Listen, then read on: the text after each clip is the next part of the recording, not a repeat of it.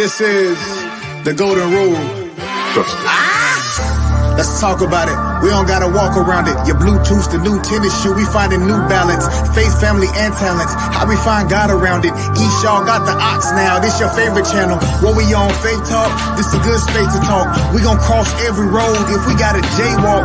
What we on sports now? No, this ain't Sports Center, but ever since Acock, the boy had the sport in him. Man of the house now. What we talking family ties? My dogs won't talk to me. Surely I'm a family guy. You can bring the conversation to me, get it analyzed. Men lie, women lie, the truth should be baptized. Whatever you put into this world is what you getting back. So while you listen in your car, try and sit with that. While you listen in the gym, try and lift the mat. This is Podcast Improved. Welcome to the Golden Rule. It's golden, baby.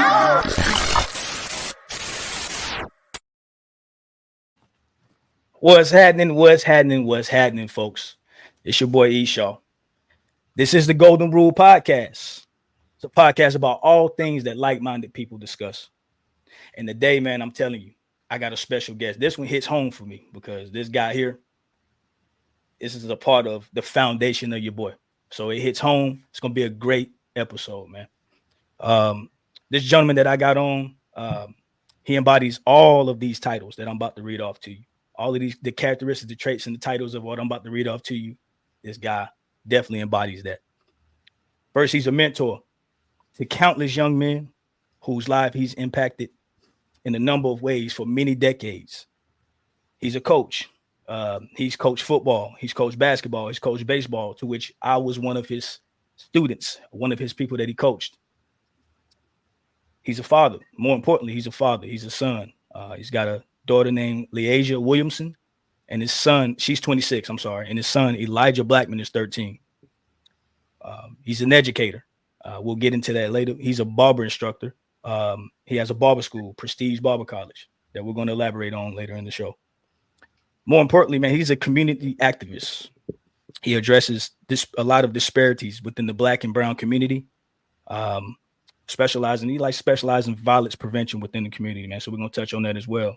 And he's also an entrepreneur. He owns a number of businesses, the Gents by Prestige Barbershop. He's also the owner, again, as I mentioned before, of the Prestige Barber College.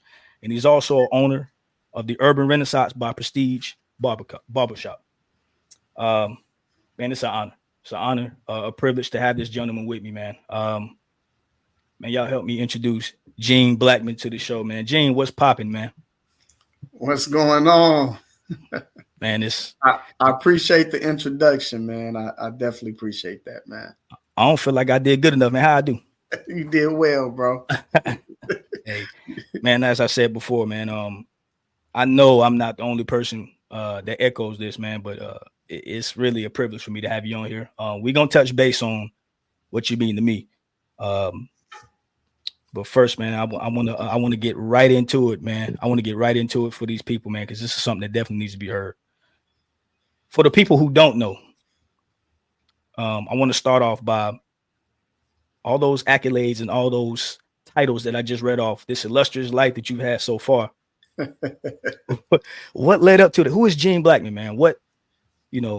How do we get to this version of Gene Blackmon? Who is it? Oh, man, that's a good question and a tough question to answer. But just to give you a quick rundown, man, Gene Blackmon, middle child. My mom, Deborah Blackmon. She's now Deborah Bailey, but she was Deborah Blackmon at the time that she had me. She was married to my dad, who was Timothy Eugene Blackmon Sr. And of course, I'm Junior. Had an older sister, then me, and then I had a younger brother.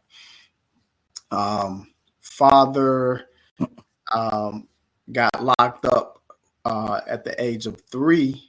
Got locked up for robbery, and he did 12 years. So, my mom found herself into that single mom role. Right. She was a single mom of 3. My aunt, which was her sister, was a single mom of 3, and they came together to raise all of us in my grandmother's house off of Baldwood Road in Woodmere Park.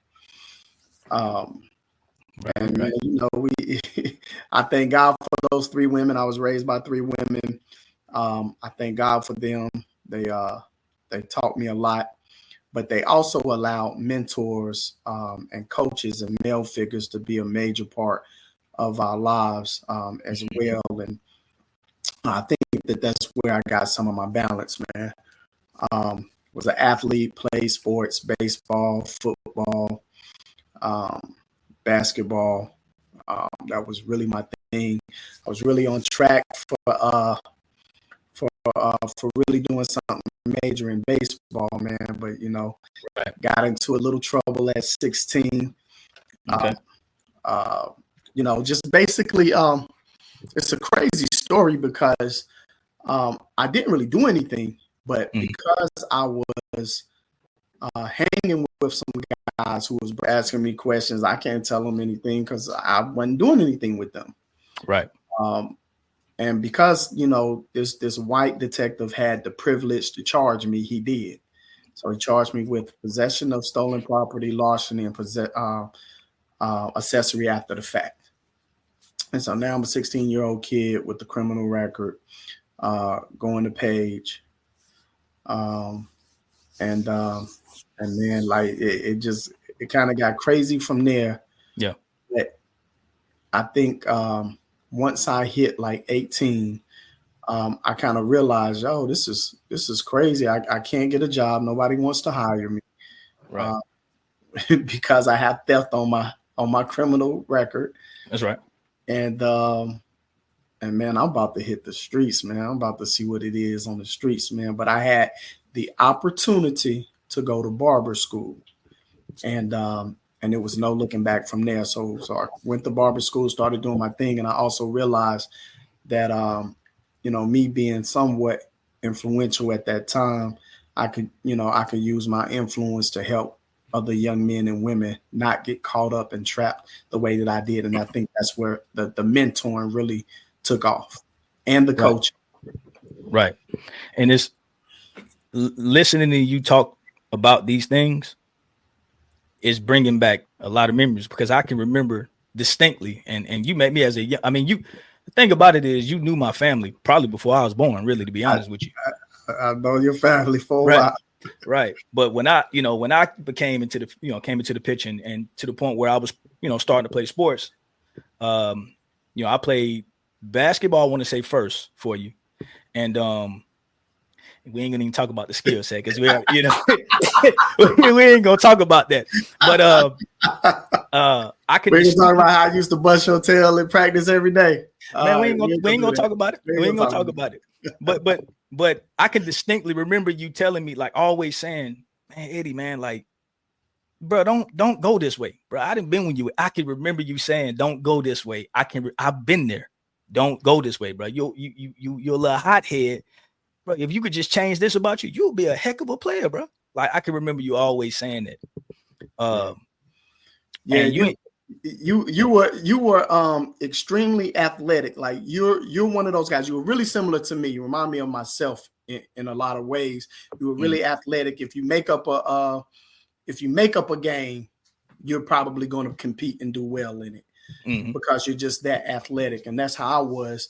But man, like you just that attitude, man. Yeah. That attitude was something, man. I remember being in Pizza Hut, man. I was about to give you the 2-piece a day. Yeah, for sure.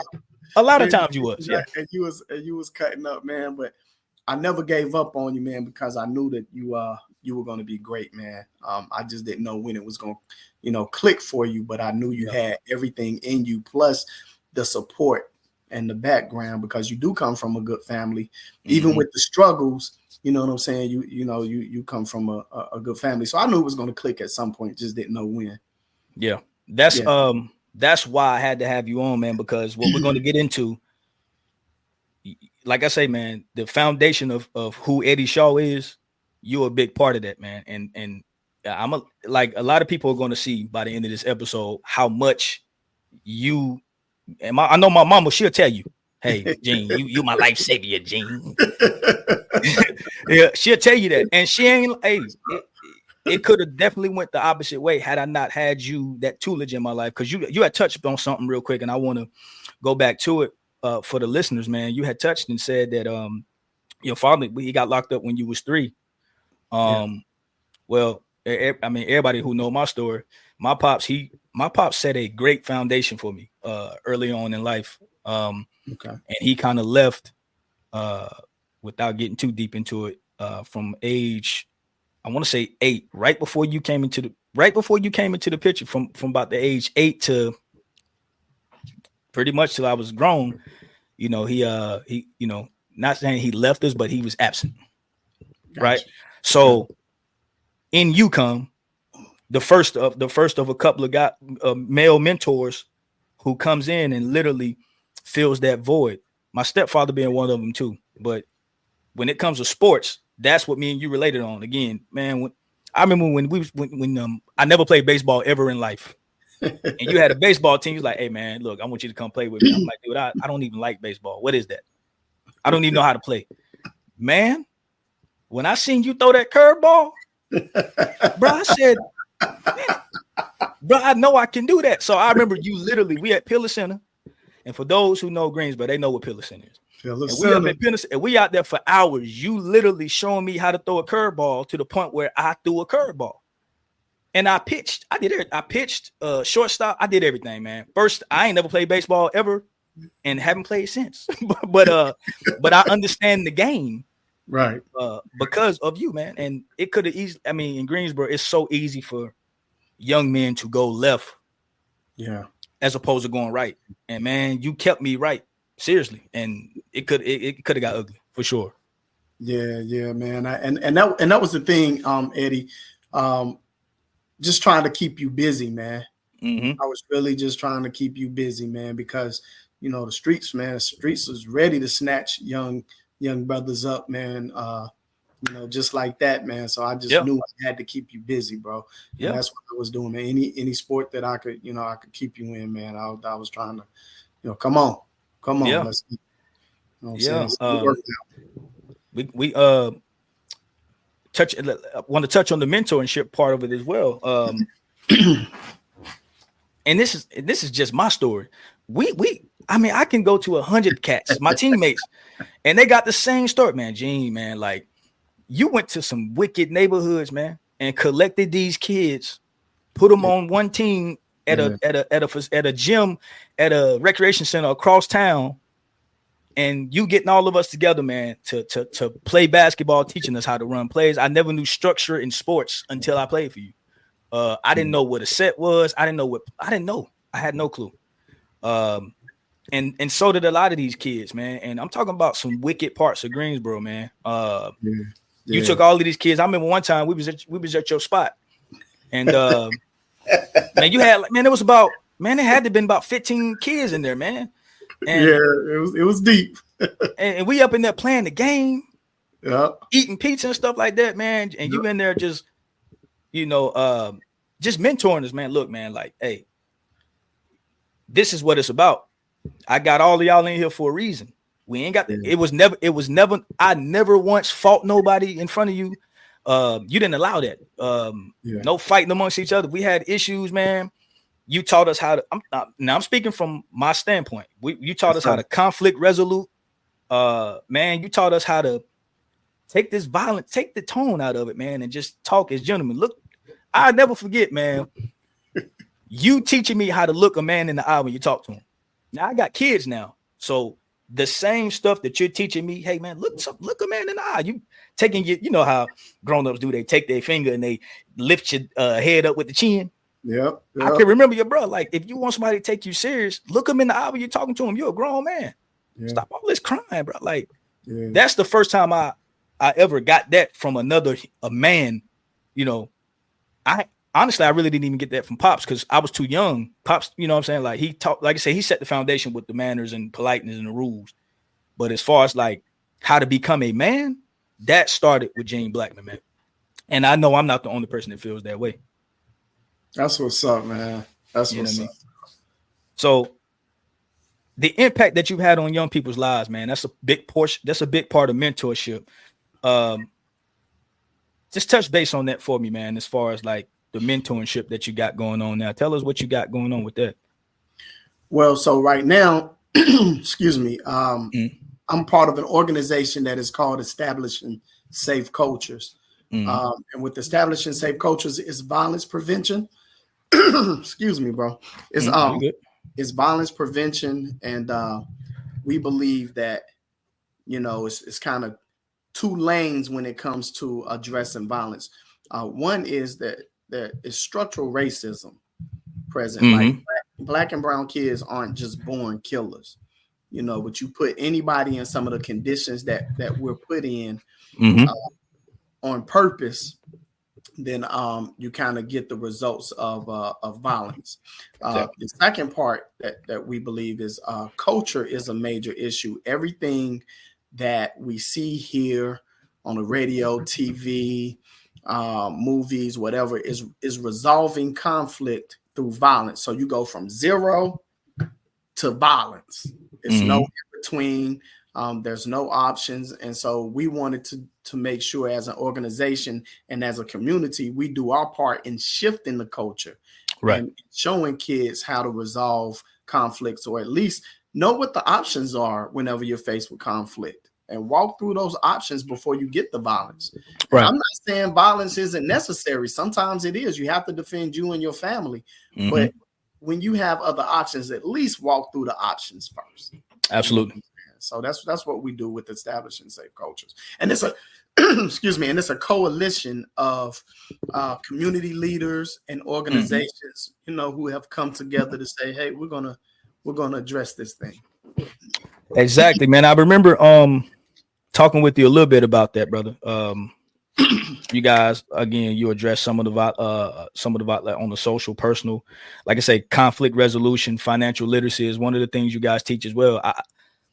Yeah, we do social emotional development. We do personal development. We do conflict resolution and critical thinking. We do kids yoga and fitness. We do kids financial literacy. And we also have a real talk portion where we have people who was in the streets, and then we have mothers who have lost their children to come in and give a real account of what that street life is about versus the glorified version that you may see on Tubi and other movies. Right. And a lot of that, what you guys are teaching is what we don't have in the Black community. A lot of other cultures have that, and that's how you establish unity within the community, right? So that's a part of the reason I believe why us as a Black people can't really get any agendas solved over this last couple of 100 years is because we don't have programs like this consistently that are, teaching people how to move forward as a people. Yeah, things are we've been conditioned to not work together. Sure. And for any differences, like we can go back to the Willie Lynch letter, and I remember when he was, presenting this to the other slave owners, he was saying, this can last for hundreds, even thousands of years.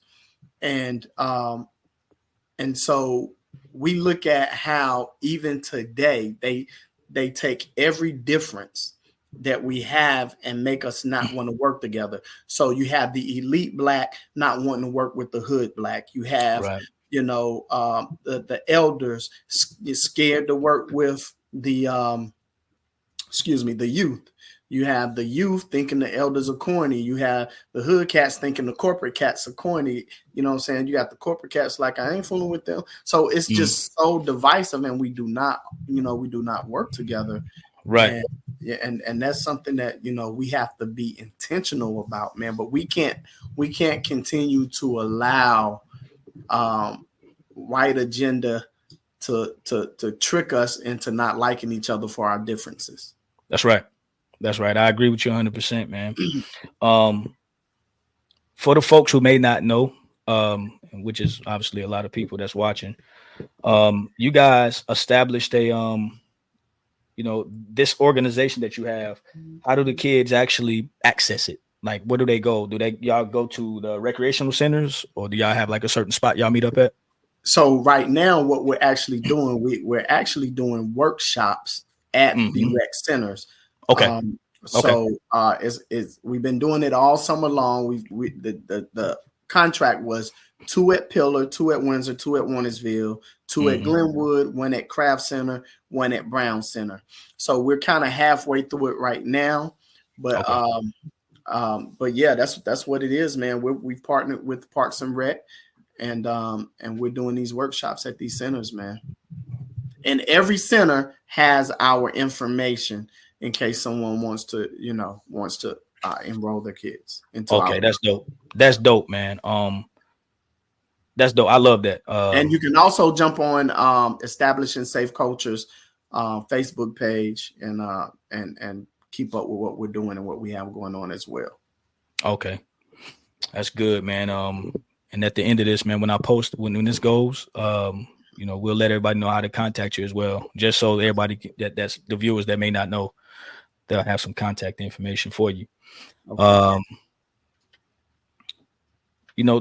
As far as the coaching is concerned, man, are you still coaching right now?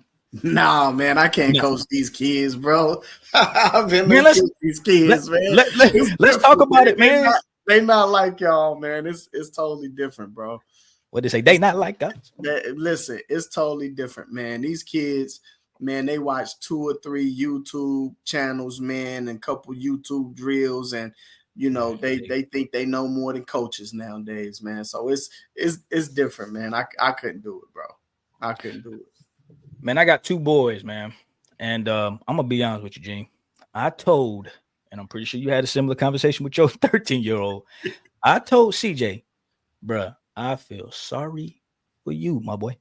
Because the women you got to court, whew.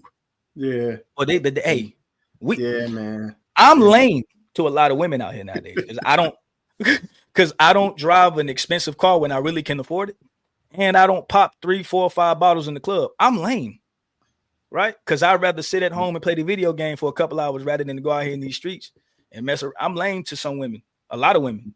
My little sister one time told me I was lame. This was years ago. She told me I was lame because I was driving a Chevrolet. When I could have afforded a Mercedes. And I was like, bro, that's lame. And I knew right then and there, we had it down, man. Man. And that's the thing, man, because like we try to measure, if somebody is popping based on what they have. Mm-hmm. And it's kind of crazy, man, because none of those things really mean much. And I know for me, at the end of the day, like I still live in the Phillips Avenue area. Like I can go get a crib in other communities, but I'm still in the Phillips Avenue area. But my house is free and clear. Mm-hmm. Do I want to go and get a mortgage somewhere and create another 30 years of debt? Like why? I'm trying to leave things to my family, when I'm gone, right. Man. I'm not trying to pile up all the things that mean nothing.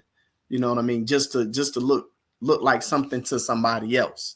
Right. You know what I mean? So yeah, man, I'm with you, bro. I guess I'm lame too. Yeah. Hey, and you know what? Look at, like, I've always been like that. I will be honest with you. My pops was like that. Like, pops wasn't rich by any means. And some people measure richness as money. As far as monetary value, he wasn't a rich man, but that man was rich in people. And he was rich in like principles, man. Like, I don't agree with everything a lot of people do. But my pops, man, like he was a plain guy in the eyes of society, but you couldn't tell me nothing about pops. That guy was a hero, you know what I mean? And yeah. Then when, like I say, when you came in, you wasn't really flashy like that. You had swag. You had swag. And I always used to be like, man, look, man, if I can just get an ounce of that swag right there, if I can get me some swig at this age, like Gene, man, hey, look, I'd be all right. Cause you had swag. Hey, bro, that's crazy. Cause my son, who's 13, look at me and be like, Dad, you ain't got no drip. Right. Hey, man, listen, man. I'm like, hey, look, man. Hey, Elijah. But I will say this, man, and we'll move on to some of your entrepreneurship, man. But I will say, as far as coaching, I know for me, the baseball team and the basketball team were safe places for me. And when people said Gene Blackmon's name, kids used to be like, man, that's safe for us. That's a safe spot. We ain't got to worry about nothing. We didn't have to worry about nothing. Man, I went in the radar. Look, the worst portions of Greensboro, I didn't have to worry about nothing because I knew I was straight because Gene wasn't the type of person that would bring on that negative energy. Yeah. When people said Gene, you know what I'm saying? They was like, that's the basketball coach, man. Like, that's the baseball coach, man. Like, he might jack you up if you do some crazy stuff, but he means well, man. That's what I heard about Gene in Greensboro. Yeah. Hey, man, I honestly felt obligated, man, because I had that. You know what I'm saying? I had the coaches that were safe places for me and mentors and guided me and helped me out in my hard head days. So I felt obligated, man, to be that for you all, you know what I mean, coming up. You know what I'm saying? So yeah, man, I had to. Yeah, man. I mean, a lot of kids turned out very well because of that, bro. And that has to be said. I got a question for you. Okay. And this will be getting into your entrepreneurship. Okay. My question is, why a barber college in the worst part on Phillips Avenue, right there in the worst part of the neighborhood? Why? I want to know that, and I'm not asking as a critic. I love it. Yeah. I love it. But why there? And why a barber college? Yeah. So the first question is, or the first answer is, I believe that we should keep our businesses in the Black community as much as we can. Yes, sir. Especially the businesses that are resources. You know what I'm saying? I feel like we, in order to increase the value in our community, we have to stop, shifting our businesses out of the community. Like we have to keep them in the community. So I was conscious of that. And, I grew up on Phillips, still live on Phillips. Imagine me being a 10-year-old. I was 10 years old when I first got into barbering. Imagine me walking up and down Phillips Avenue as a teenager and looking at a barber school and saying, man, here's an opportunity for me to do something. Man, that would have been major for me as a young man. Yes, sir. So I wanted to provide that to our community, man. Like what other schools, other than, after school programs and daycares do we have in that area that's Black owned, where people in our community can say, man, I can be that one day. And that's what I wanted to provide in our neighborhood, man. I'm gonna tell you something, bro. When I went over to Oklahoma to go to school, bro, you can, if you ask 100 of my partners who was their barber, they gonna tell you that boy Eddie was cold, man, with them blades. Come on, Eddie. They gonna tell you. Cut it out. Hey, they gonna tell you. Hey, somebody gonna comment in here. They gonna tell you that boy Eddie was cold. I'm gonna tell you a quick little story. All right. You ain't lying about that barbering skill. You had the skill, man. Matter of fact, you used to cut our hair. I used to look at that. And I kid you not. The first person who I cut their hair was the guy by the name Jim. Hey, Jim May. What's up, boy? You remember when I bought them? Hey, you remember when I bought them clippers at the corner store? We went to the bus stop. I shaped you up, bro. Your line was fresh and crispy, my boy. When you cut my hair that day, and this is known nationally, but a barber can make a man feel like a new man. Absolutely.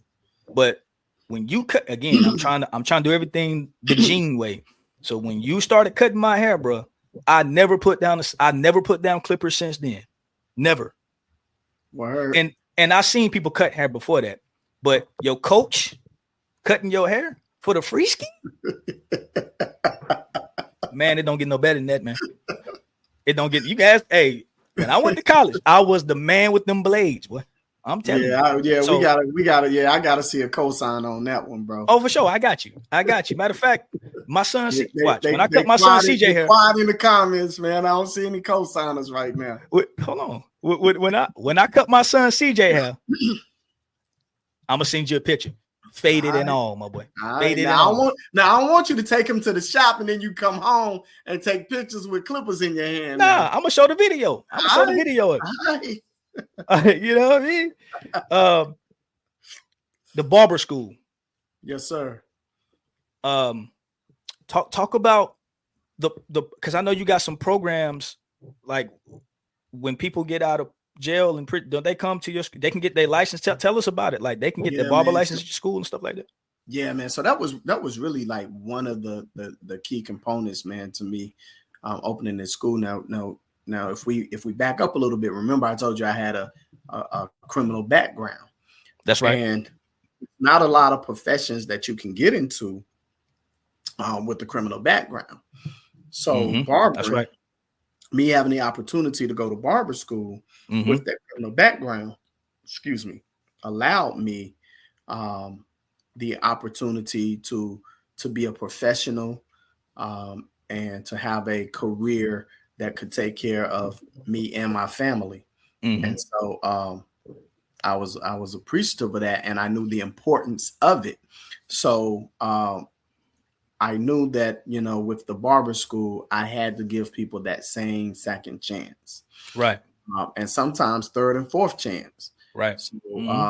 So yeah, man, I am grateful that the Barber State Board of North Carolina allow men and women to become barbers, even with the criminal background. So I'm grateful for that. And then grateful for the opportunity to be able to have an institution that allows them to come in and take advantage of that. Man, that's humongous. Again, Phillips Avenue is like a small, obviously, street. It's not a small, but it's a street on Greensboro. But your prestige barber, your barber college prestige is, you can't miss it, man. Like on Phillips, it's a very important like pillar in the community, man. I know when I used to come back home to visit moms from school, man, like I tried my best to come by there and see. And you was like, I ain't gonna say you were in the infancy stages of like getting it established, but I remember that y'all used to be live, man. Y'all used to be busy, and I tried to come in there, hey Gene, what's up, man? And I hollered at you, man, and I just love what I seen, man. I seen, like I say, man, people who may have had troubled backgrounds, but I really just seen them happy, man, to be making some type of effect and change in people's lives, man, despite their troubled backgrounds, bro. That's huge, man. But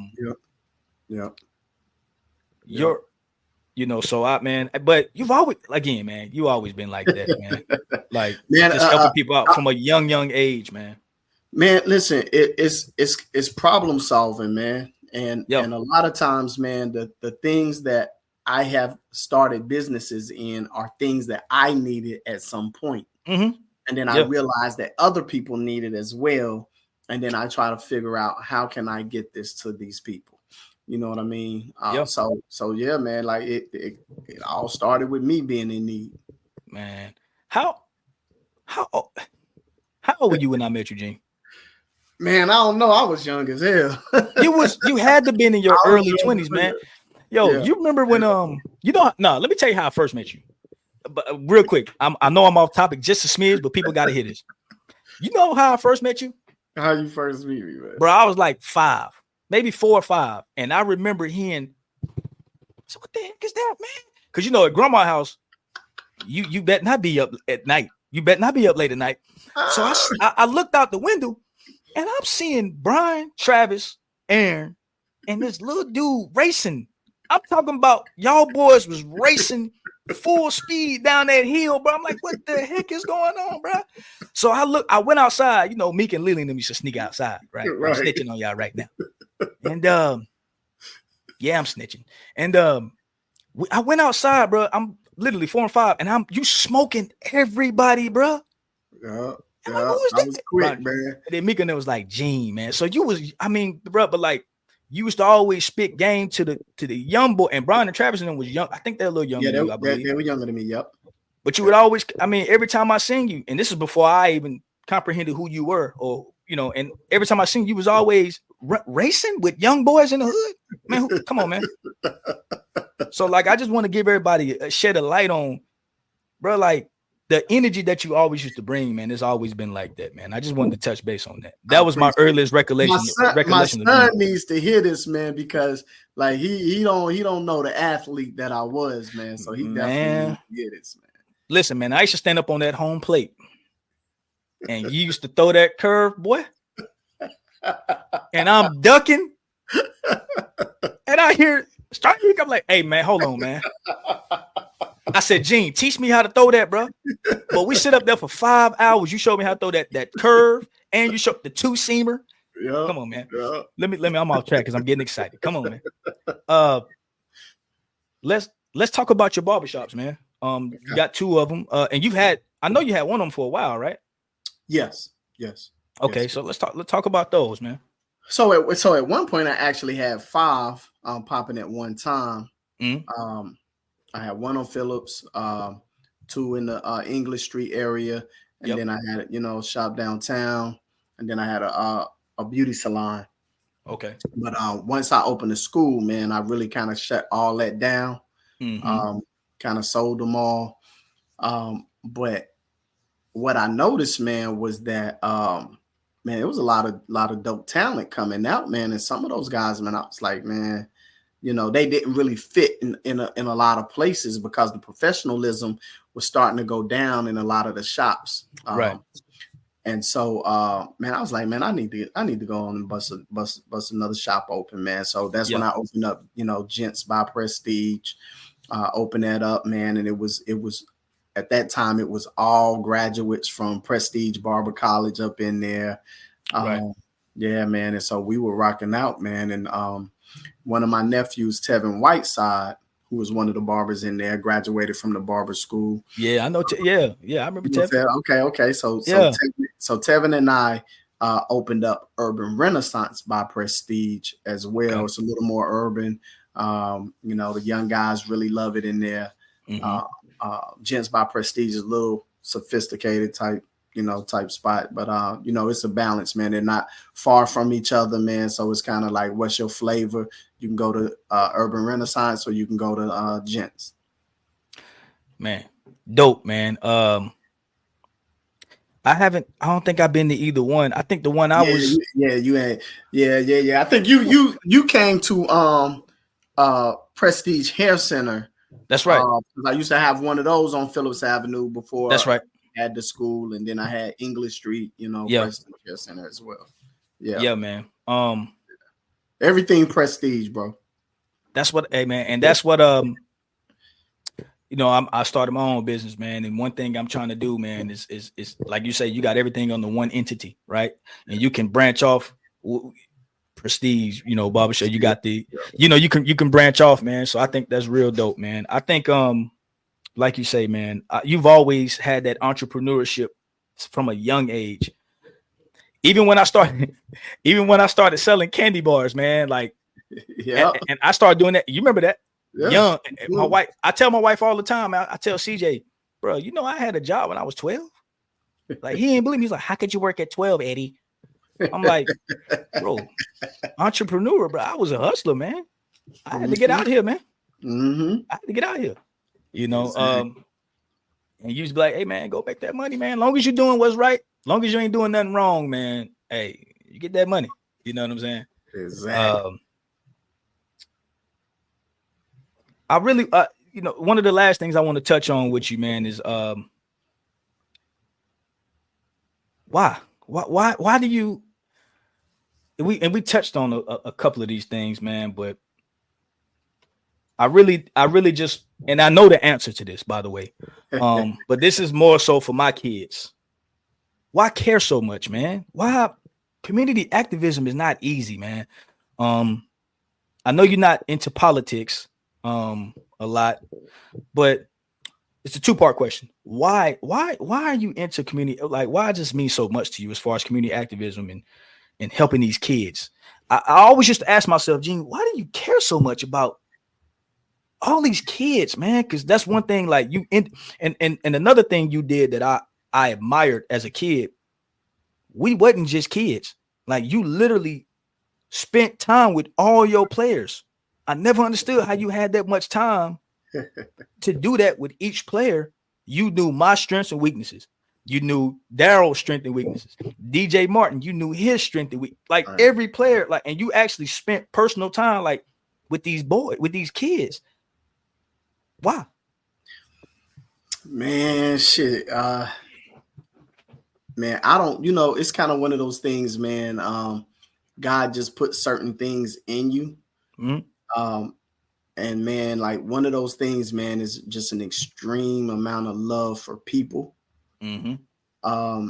And once again, man, I saw people showing me love in areas where I really needed some love. You know what I mean? Whether it was time, a lesson, or whatever. Sometimes just support, like got my back on something. Right.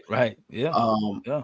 I've seen all of those things cause a positive reaction to my life or in my life. And so it was just like I felt obligated to do the same, man. And when you're talking about getting into the advocacy, man, I feel like at certain points in time, certain people have a voice that other people do not have. That's right. Whether it's because they were famous or popular or because they're articulate or whatever it is, people just are drawn to them. Like certain people just have a voice at certain times in their lives where you can use that voice to gain certain things and benefit yourself, or you can use that voice to speak for people who are less fortunate. And I think that's what I was kind of sold out to. That's right. You know what I mean? It's a lot of, just being frank, it's a lot of fucked up people out here and a lot of fucked up situations. And for sure, somebody like myself, who see what's going on and have the right analysis around what's happening, I have to speak for people who can't speak, or speak for people who people are not listening to. You're not listening to them, but I'm gonna speak for them. Mm-hmm. You know what I'm Absolutely. saying? Yeah. So that's bro. I had to do it. Major. God called me to it. If I was to just wrap it up in a short phrase, God called me to it, bro. And you know what? I firmly believe that, because again, that for me, and I'm pretty sure it's for a lot of people, most people who know you, that has been the one consistent thing when people talk about Gene Blackmon. Bro, always looking out for people. Yeah. Bro, always supporting people. Man, he always helping people. If he had $1, man, he gonna give you 95 cents with 2 kids. Like, that's another thing. I never understood that, bro. But I know you're speaking the truth. Yeah, and it sounds crazy, but because I sow seeds in the people who are more fucked up than me, and when it comes to like my daughter, my child, and just being taken care of in general, man, things have always come my way from people who were better off than me. You know what I'm saying? So that cycle always came around, man. See, that right there, what you just said, that's the Golden Rule podcast. What you put in the life is what you will get out of it, man. I teach my kids that. Like, I live life by that. Everybody who know me know what you put in this life is what you're gonna get out of it. If you take care of people, you're gonna be taken care of, bro. Yeah. That's why I say I'm not rich. When it comes to, like, when I say I'm rich, because I'm rich, but it ain't got nothing to do with monetary value. Like, I'm rich in people, man. I'm rich in spirit. I'm rich in principles, morals, and that's what I got from Gene Blackmon, man. That you helped start that for real, and I appreciate that, bro. I know it's a lot of guys that feel the same way I do, man. Man, I'm about to close this up in a little bit, man. But before I do, because I can't let you go yet, Jolly. Tell the people, man, what you got coming up, man. What I just shared one of your posts. You wanna real quick elaborate on that real quick? Which one? You got a man, you're gonna make me go back here. I just shared it. You just shared something earlier. Like an event that you got for the kids. If I want to say it's tomorrow or Sunday. Yeah. Sunday. Well, no, so no, it's actually so what I shared earlier That's called a check-in. It's a men's fellowship. Yeah. Okay. Because a lot of times, man, we really don't have outlets, man, where we can really be free, man, and be ourselves and vent and talk about things that, you know, that are important to us or that bothers us. Like, you know, you can't go home and say, damn, my wife getting on my nerves. You know what I'm saying? Right. Even if your wife not around, your kids are listening. You know what I'm saying? So you can't be transparent. You know what I mean? Right. And so, you know, this men's fellowship, which is called the check-in, man, it's where men get an opportunity, man, to actually just be real, man, and get free.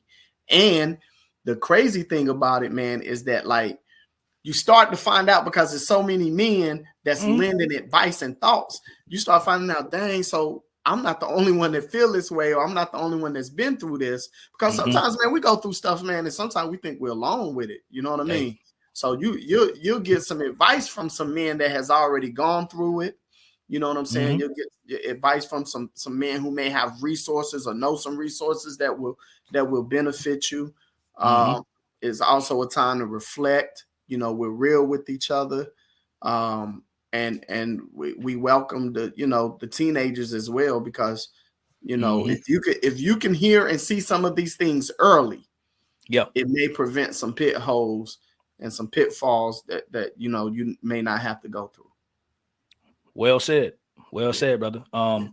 Keep that going, because you're right. A lot of guys, I would say most men, go through a lot.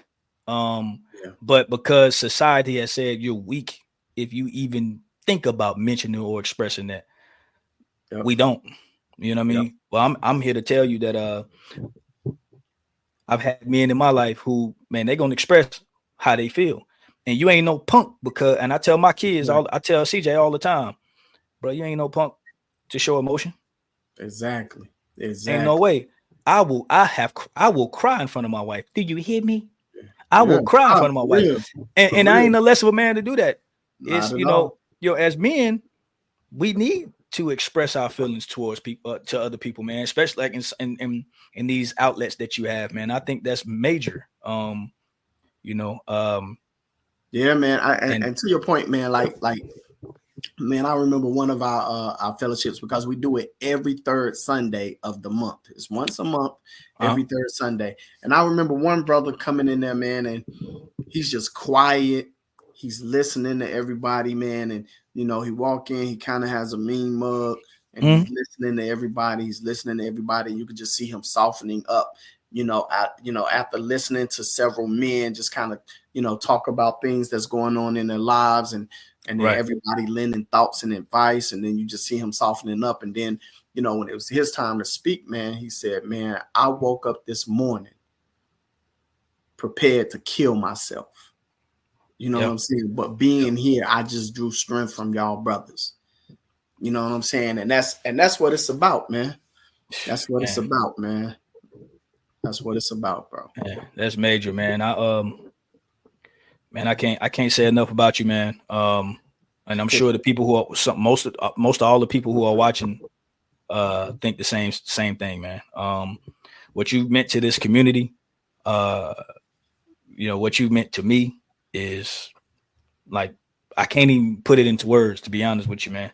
And my father is my dude, man. That's my hero for real. But that's what's up. You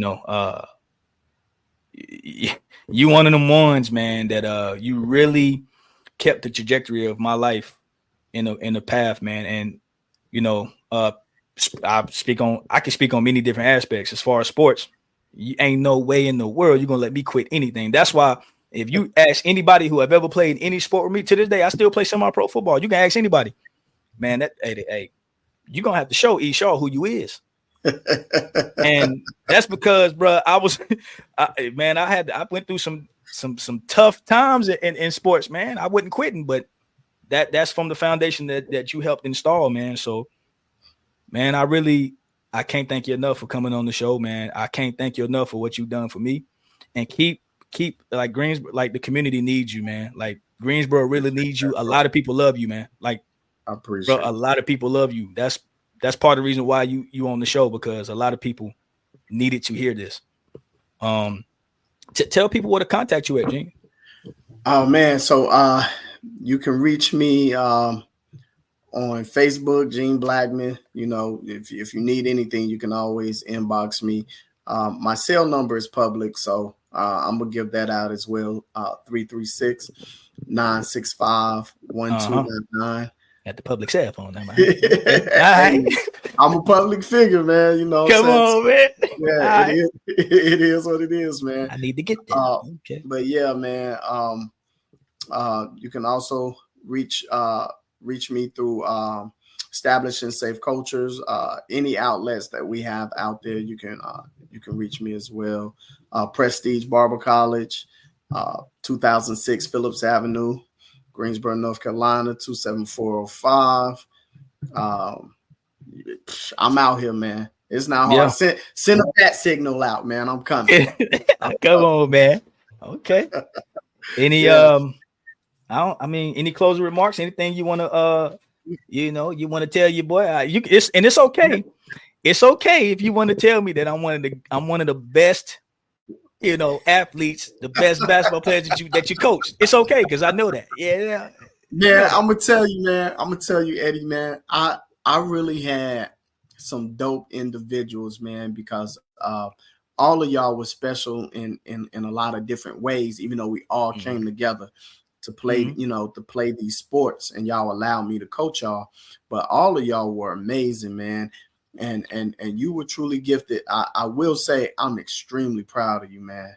Like you're like one of those poster childs, man, that I like to put up when I'm talking about, kids who you may struggle with in the beginning, but if you stick with them, you know what I'm saying, you'll see how amazing they really are, because you never know what people are what their challenges are beyond, the time that you have with them. And so you've been an amazing example, man. Like, I'm proud of you, bro. When I saw you make that switch, bro, I mean, man, you made that switch and you just you kept moving with it, man. So just to see you as a family man, a father, a husband, you know what I'm saying, and just doing your part into pouring into the community, man. I'm proud, bro. I'm proud, man. As far as athleticism, man, I look at you, man. I believe I would like in my prime and you in your prime, you would be in trouble, bro. Jeez. You would be in trouble in any sport. In any sport, bro.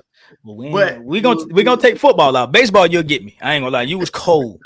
You was cold at baseball. Bro, listen, let me tell you something, man. Football, man, I was an LDB.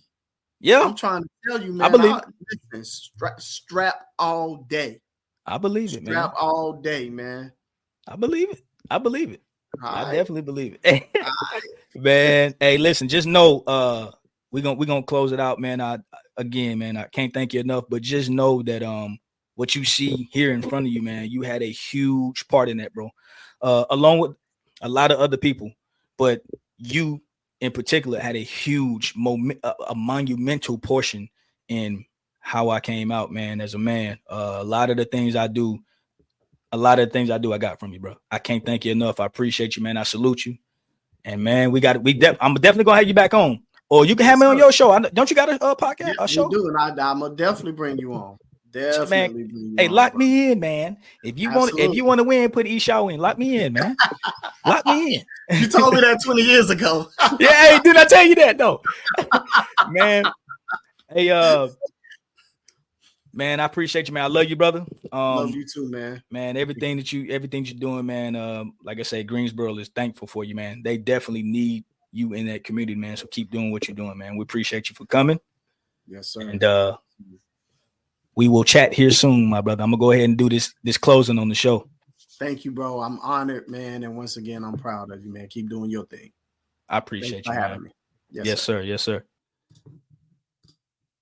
Hey, man. Well, y'all seen it there, man. We finna close out. I appreciate everybody for tuning in, man. That was a special episode for me. Y'all, the people who are still here and who have chimed in, and I appreciate y'all, man. Y'all know how much that means to me for y'all to support me, man. Don't forget to like, comment, share, and subscribe on YouTube if you are a member, man. So, hey, I appreciate y'all. Y'all be blessed, man. Hey, and always remember, man, what you put into life is what you get out of it, man. Y'all call somebody that y'all haven't talked to in a while. Tell them you love them, man. All right? I'm going to holler at you.